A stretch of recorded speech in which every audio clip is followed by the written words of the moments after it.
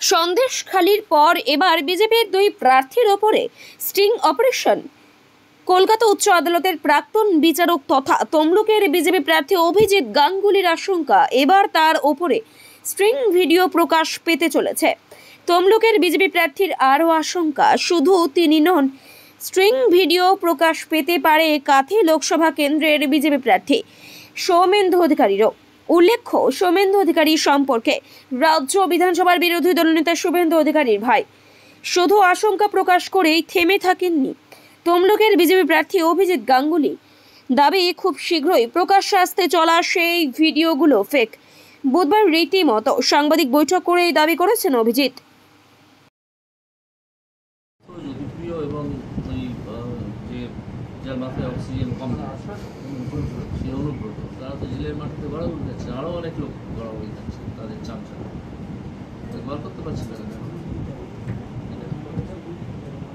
গুরুত্বপূর্ণ নির্বাচনে, গণতান্ত্রিক পদ্ধতিতে নির্বাচনে এই অগণতান্ত্রিক আবহাওয়া তৈরি করা বা গুন্ডাগিরির আবহাওয়া তৈরি করা, এটার বিরুদ্ধে আমরা সর্বশক্তি প্রয়োগ করব এবং যারা এটা করছেন তারা মারাত্মক বিপদে পড়বে। এক নম্বর, সেই জন্য আমি আগেই বলতে এসেছি এটা করবেন না।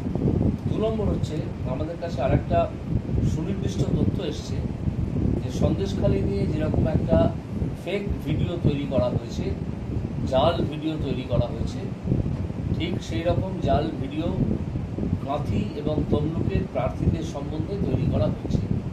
অর্থাৎ কাঁথির প্রার্থী সৌমেন্দু অধিকারী এবং তমলুকের প্রার্থী আমি, আমাদের বিরুদ্ধে এইরকম জাল ভিডিও তৈরি করা হচ্ছে এবং সম্ভবত তা খুব শিগগিরই বাজারে ছাড়া হবে মানুষকে বিভ্রান্ত করার জন্য।